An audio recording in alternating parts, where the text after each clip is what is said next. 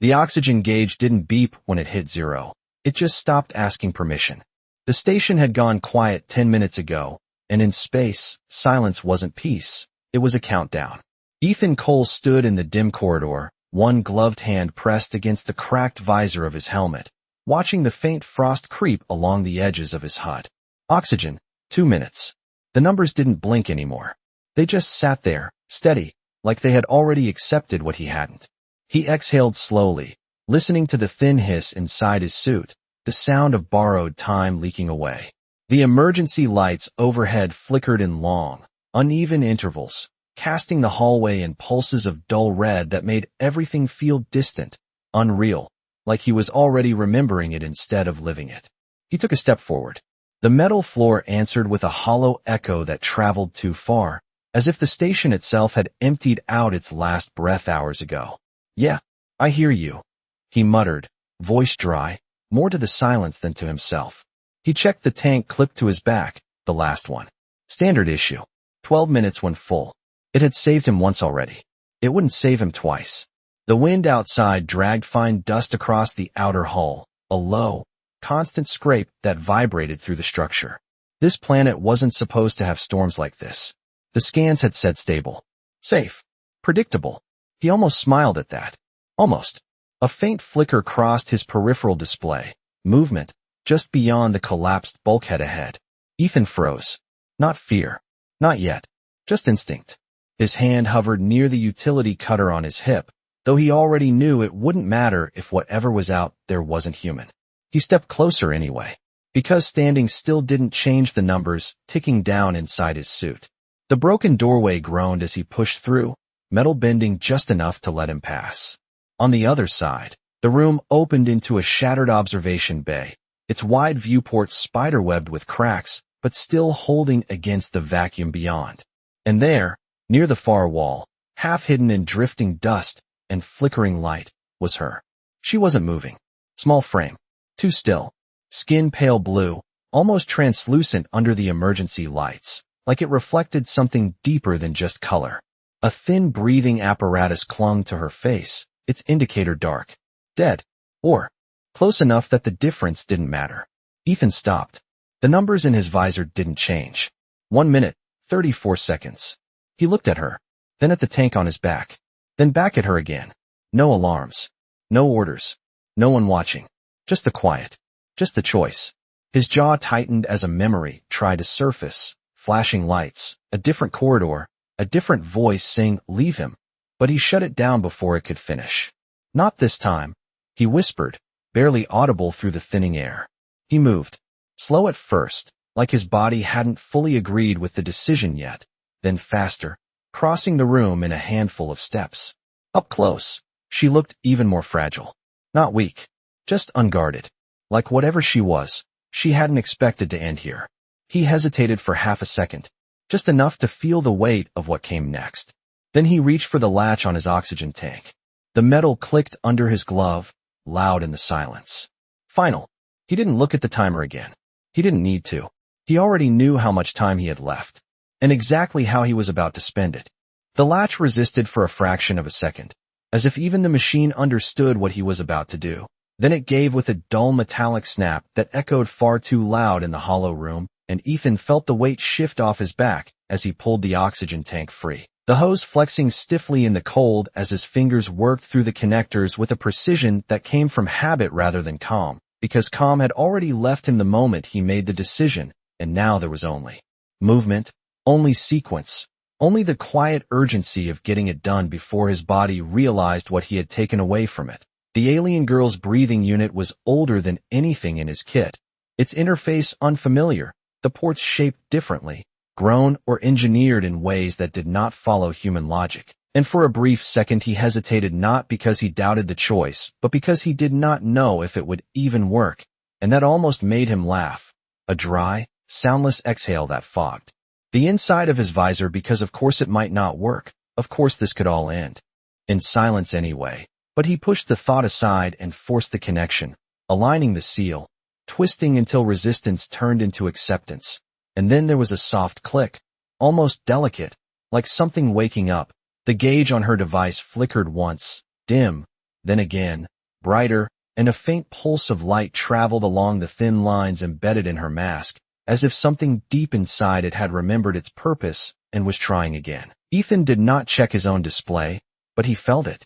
The immediate change, the absence where pressure had been, the way the air inside his suit suddenly felt thinner, heavier, like it had already been breathed too many times, and his chest tightened instinctively, muscles reacting before his mind could intervene. He leaned back slightly, giving her space, watching, because now there was nothing left to adjust, nothing left to fix, only the outcome.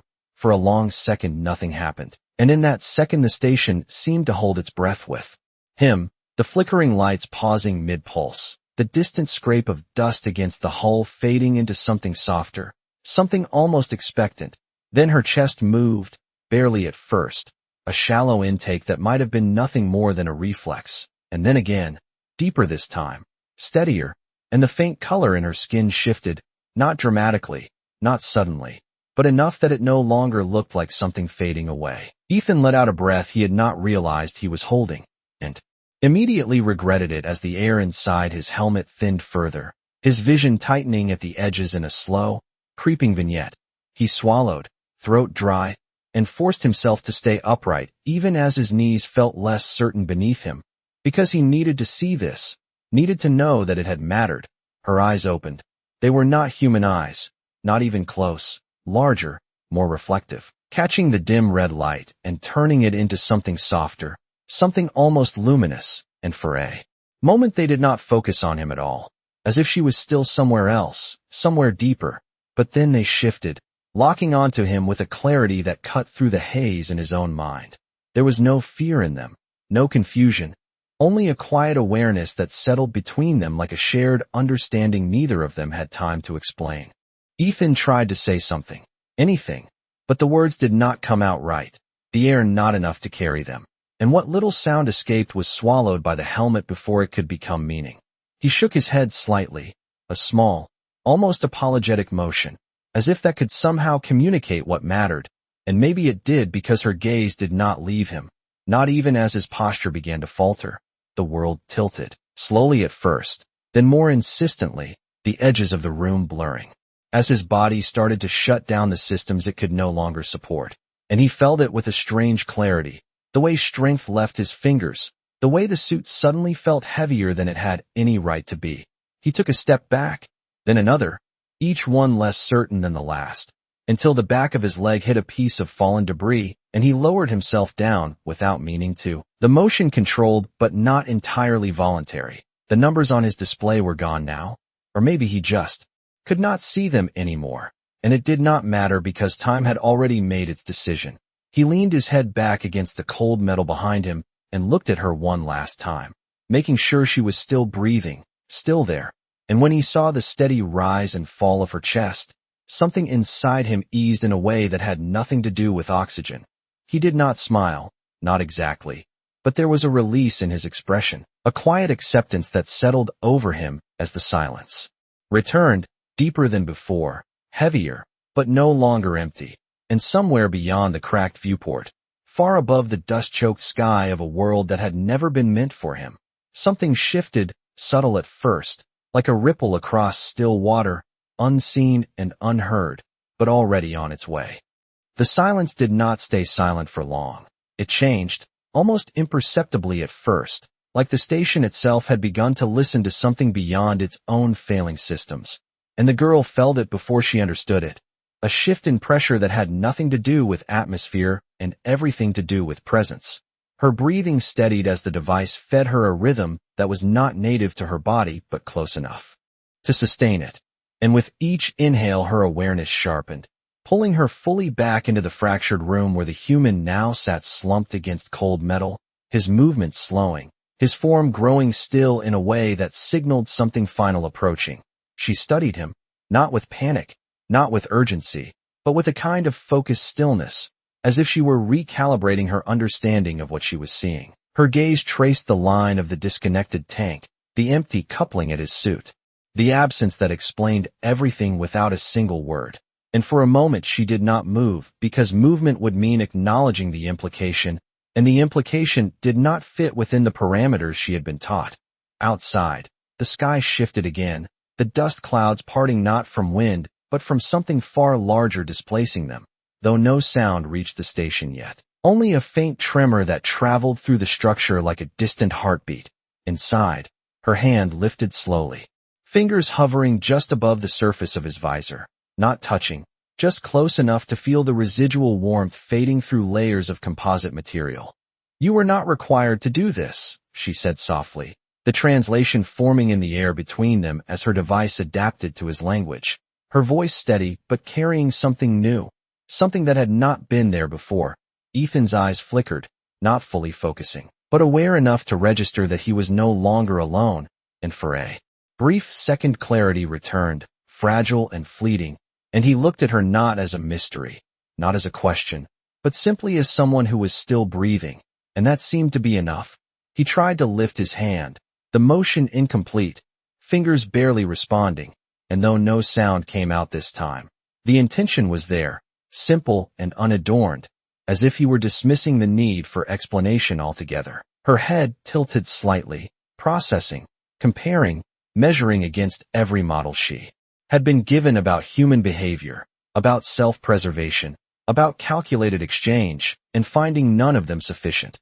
Another tremor rolled through the station, stronger now, and the fractured viewport caught a new light, not from the dying sun of the planet, but from something descending beyond it, shapes forming where there had been only sky, vast and deliberate, their outlines bending the dust around them as they emerged. Still, she did not look away from him.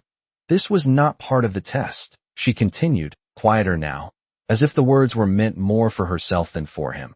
"You were meant to conserve, to endure, to choose survival when no one was watching." Ethan's gaze softened, the edges of his vision already fading, and if he understood the words or not no longer mattered because his expression did not change. It did not need to.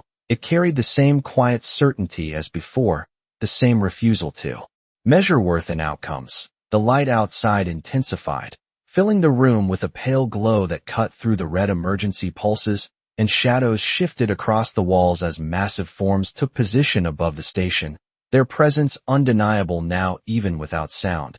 She finally turned her head, just slightly, enough to acknowledge what had arrived, and for the first time something like hesitation crossed her features, not fear, but recognition of consequence. Then she looked back at him, fully this time, and the distance between what she had been and what she was becoming narrowed into a single, irreversible point. Her hand lowered, this time making contact, resting gently against the surface of his helmet, and the systems within her suit responded instantly. Interfaces awakening that had remained dormant until this exact moment. Threads of light tracing across her skin in faint, controlled patterns. "You chose to lose," she said, almost a whisper, as the room filled with a low, resonant hum from above. And that was never supposed to be the correct answer. Outside, the sky was no longer empty, and inside, something far more significant had already changed. The hum from above settled into the bones of the station, no longer distant, no longer subtle, but vast and controlled, like something that did not need to announce itself to be understood, and Lyra Vex remained still beside him, her hand resting against his visor as the faint lattice of light across her skin stabilized into precise, geometric patterns that pulsed in quiet synchronization with the unseen fleet overhead. The broken viewport brightened further, the dust beyond no longer drifting, but held in suspended currents shaped by fields too advanced to be mistaken for weather, and through the fractures in the glass, silhouettes revealed themselves, immense vessels arranged in perfect formation, their surfaces reflecting no light of their own yet bending everything around them into alignment. Inside the room, the emergency lighting dimmed, overridden not by force but by priority, as if the station itself had recognized a higher authority and yielded. Ethan's breathing had slowed to something fragile, each shallow intake thinner than the last, and the edges of his awareness had begun to fold inward, compressing the world into small, distant fragments. But the contact on his helmet remained, a single point of clarity, anchoring him just long enough to feel that he was not alone at the end of it. Lyra's gaze shifted once more, this time not to the sky, but to something only she could see, layers of data unfolding across her perception, streams of information cascading silently as the fleet established full synchronization with her position, and for a moment her expression held a trace of something almost conflicted, as if two directives had intersected in a way that none of her kind had prepared for. Observation complete. A voice emerged, not from the room, not from any device, but from the air itself, perfectly even, perfectly controlled, its tone carrying no emotion and no need for it. Subject classification pending. Lyra did not respond immediately, her attention still divided between the presence above and the human below, the variables refusing to resolve into a single outcome. Ethan's vision flickered, the light around him stretching into thin lines that bent and faded, and though he could no longer focus, he sensed the change in the room, the weight of something immense settling into place, and a part of him, the part that had always chosen to understand rather than fear, recognized that this was not rescue, not in the way he had once imagined it, but something else entirely. He was not evaluated under standard conditions, Lyra said at last, her voice low but steady, each word chosen with care. The parameters were incomplete, the voice answered without pause. All variables were within acceptable range. The subject failed to prioritize self-preservation. The words hung in the air with clinical finality, a conclusion delivered without hesitation, but Lyra's hand did not move from Ethan's helmet, and the patterns across her skin shifted again, subtly, like a system rewriting itself in real time. Correction, she replied, and this time there was something beneath the tone. Not emotion as humans defined it, but deviation. The subject prioritized external survival over internal continuation, outcome. One life sustained, one life relinquished. A pause followed, not long, but long enough to register as something unusual, and outside. The formation of the fleet adjusted by a fraction of a degree, a collective reaction so precise it could only be intentional. Ethan's head tilted slightly where it rested, his strength nearly gone, but the faintest trace of awareness remained, enough to catch the cadence of her voice, enough to feel that the choice he had made was still echoing in ways he could not see. That is not an efficient exchange, the voice stated, but the certainty had shifted, imperceptibly altered by the data it was receiving. Lyra lowered herself closer to him, reducing the distance not out of necessity, but out of decision, and for the first time since she had awakened, her posture no longer reflected the detached balance of an observer, but something closer to alignment. It is not meant to be efficient, she said, and as the words settled into the space between them, the fleet above adjusted once more, the vast structures holding position as if awaiting a conclusion that had never been part of the original design, and in the quiet that followed, the definition of strength began to change. The silence that followed her words did not feel empty. It felt measured, as if something vast had paused not because it needed to, but because it was reconsidering, and above them the formation held with unnatural precision, each massive vessel suspended in perfect alignment, as if the concept of movement itself had been deferred until a conclusion could be reached. Lyra remained where she was, close enough to feel the fading warmth through Ethan's helmet, close enough to sense the irregular rhythm of his breathing as it struggled to continue without support, and for the first time since the test had begun, the parameters that had once defined her role no longer felt sufficient to describe what was happening. Clarify deviation. The voice returned, its tone unchanged, but its timing no longer immediate. Define variable, inefficiency. Lyra's eyes did not leave Ethan. Even as layers of data continued to unfold across her perception, models recalculating, outcomes branching and collapsing in rapid succession, none of them aligning cleanly with what she had just observed. Inefficiency assumes preservation as the primary directive, she answered, her voice steady but quieter now, as if the words were forming in real time rather than being retrieved from memory. The subject operated under an alternate directive, preservation of another at the expense of self. Another pause, longer this time, stretched across the unseen network above, and the faint hum shifted in pitch, not louder, but deeper, resonating through the station's structure like a question that had never been asked before. Ethan's head tilted slightly, his awareness slipping further, the edges of the world dissolving into soft gradients of light and shadow.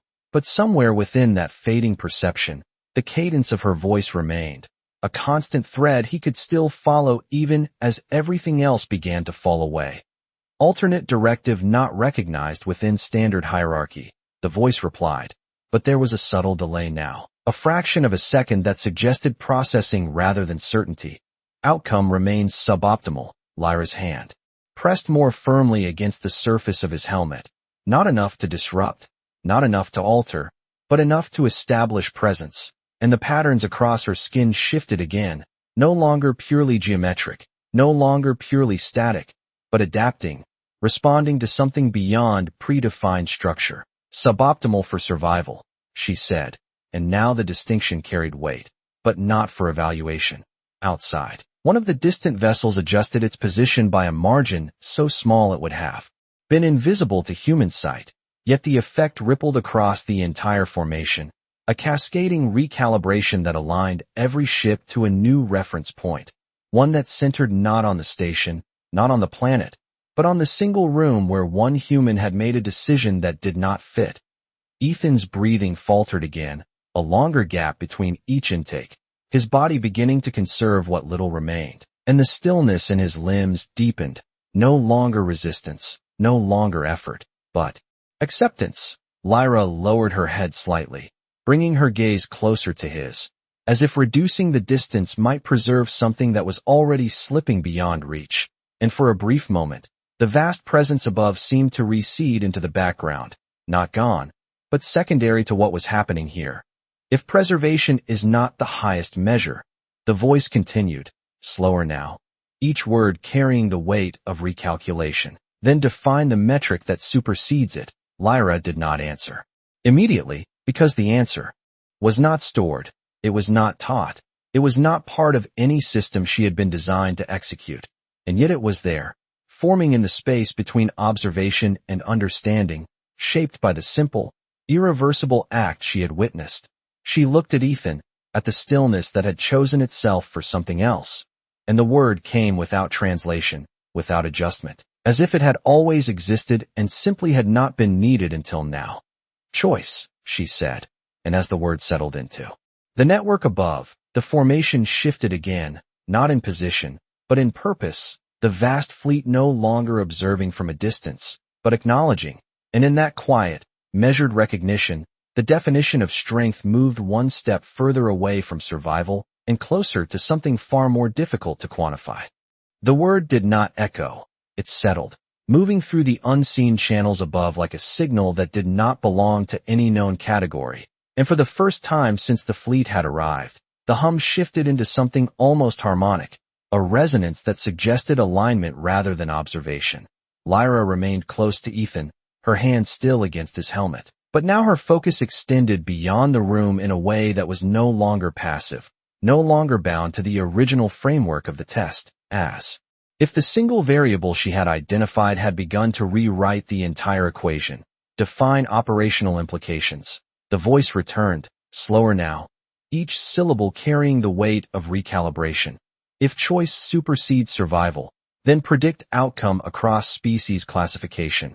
Lyra did not look away from Ethan, whose breathing had grown faint, each inhale shallow, each exhale longer, his body conserving what little remained without awareness, without resistance, simply following the final rhythm it could sustain. Outcome becomes non-deterministic, she said, and the words formed with greater certainty than before, not because they had been calculated, but because they had been observed. Behavior cannot be fully predicted if self-preservation is not the highest priority. Above them, the formation adjusted again, not in position, but in pattern, subtle shifts passing from one vessel to another like a silent conversation unfolding across impossible distances, and the light, filtering through the fractured viewport softened, no longer harsh, no longer analytical, but steady, almost deliberate. Ethan's vision had narrowed to a dim tunnel, the edges of the room dissolving into darkness. But within that narrowing space, one thing remained constant, the presence beside him, the sense that his final moments were not empty, not unnoticed, and that alone seemed to anchor him just a little longer. Non-deterministic behavior introduces instability, the voice stated. But now there was a trace of something else beneath it.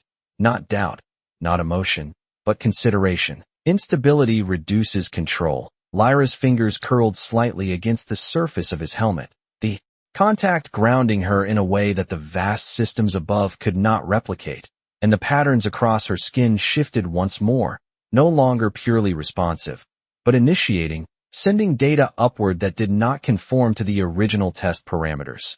Instability also introduces possibility, she replied, and as she spoke, one of the distant vessels emitted a faint pulse of light, a signal that propagated outward in perfect synchronization, touching every ship in the formation before fading into stillness. Possibility is not a measurable advantage, the voice countered, though the delay between response and statement had grown, each answer now requiring more time than the last. Lyra finally lifted her gaze from Ethan, not fully, not completely breaking the connection, but enough to acknowledge the presence above as something she was now actively influencing rather than simply reporting to. It is not meant to be measured, she said, her voice steady, her posture aligned with a new purpose that had not existed when the test began. It is meant to be chosen. The words settled into the network, and for a moment, the entire formation seemed to hold, every vessel suspended in absolute stillness, as if the concept itself required a recalibration of their understanding. Ethan's breathing faltered again, a longer pause this time, his chest rising just barely before settling, the rhythm weakening, and Lyra felt it, the diminishing signal of a life that had been given away. Without expectation of return, she lowered herself closer, reducing the space between them to almost nothing, and for the first time since she had awakened, her actions were no longer guided by observation or protocol, but by something simpler, something that did not require validation. Her other hand moved to the interface at her side, fingers brushing against a control that had remained inactive until now, and the systems within her suit responded instantly, a soft glow intensifying along the lines of her form. As a new sequence initiated, above, the fleet reacted, not with force, not with command, but with attention, every system aligning to the change she had just begun. Action detected, the voice stated, but this time there was no attempt to categorize it, no immediate conclusion, only recognition.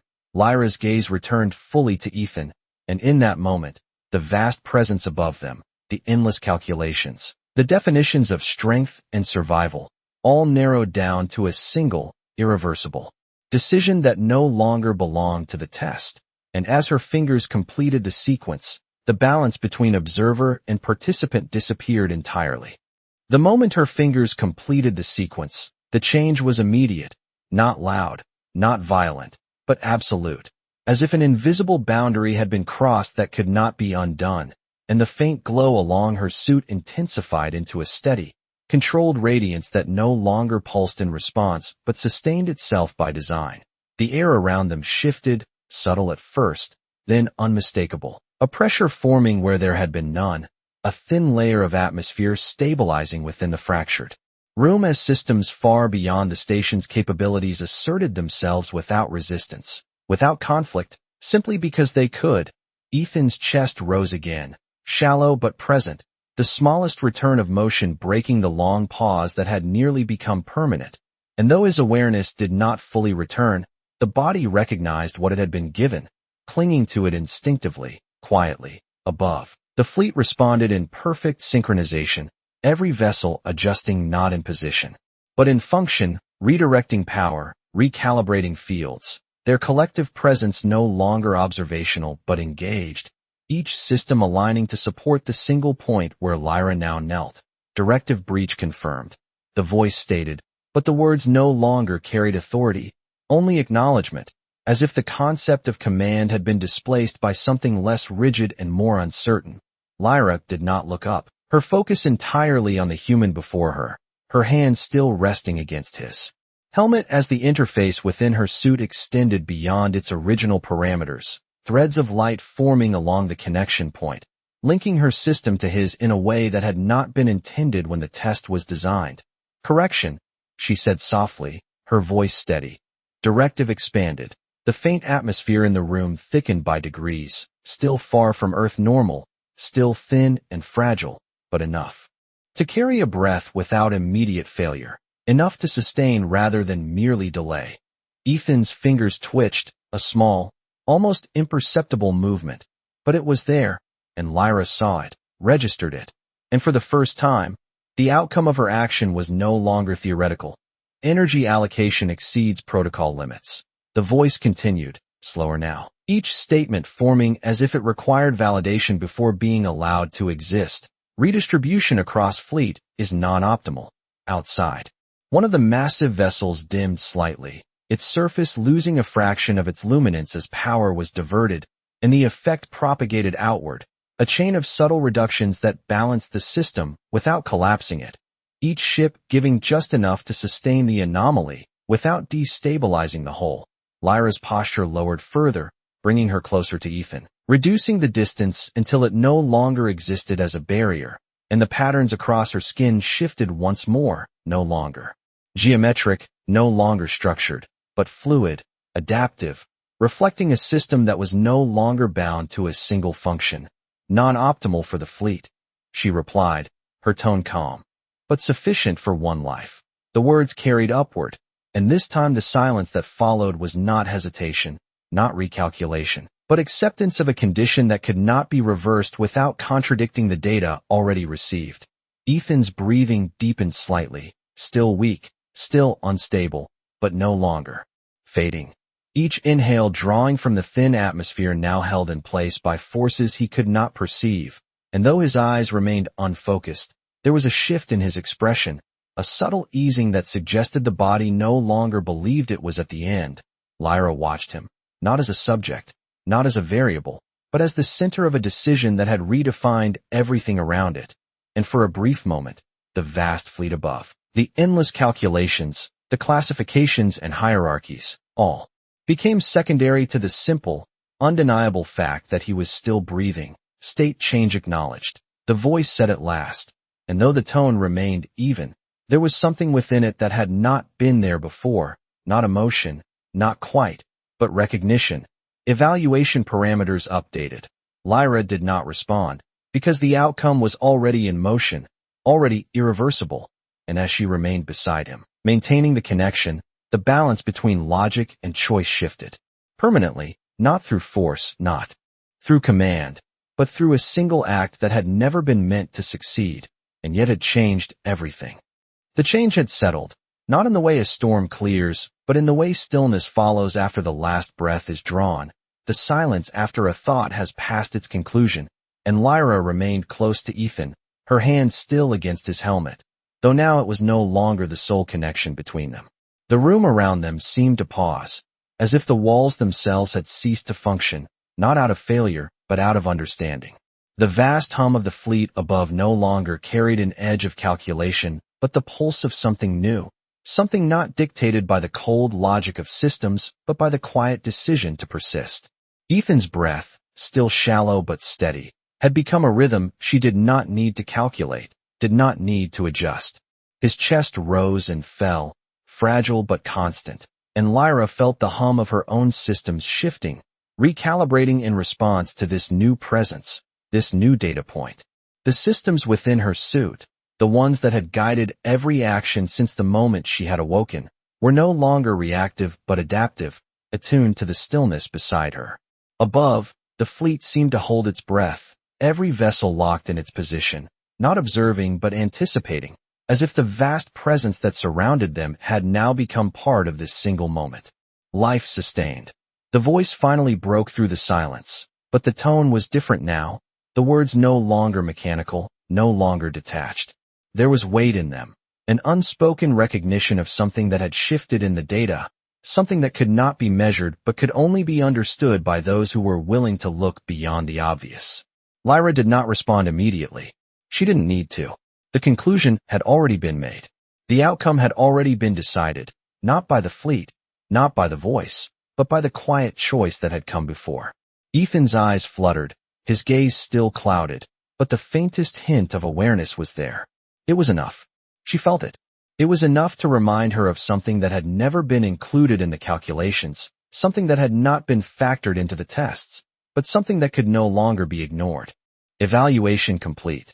The voice continued, but the finality in it was gone, replaced with something softer, something more tentative. Directive modified. Action deemed sufficient. Lyra's gaze never left Ethan, watching as the subtle rise and fall of his chest continued, his body still fighting, still holding on, not out of instinct, but because of something else, something that no system could account for. She understood now. It was not the act of survival that mattered. It was the choice to act, to give, even when there was no guarantee of return. The systems above them seemed to shift again, their collective energy reorienting without a word, without an order, simply aligning to something that had moved through the silence between Lyra and Ethan. She didn't need to hear the voice again. She knew. The fleet was not here to judge.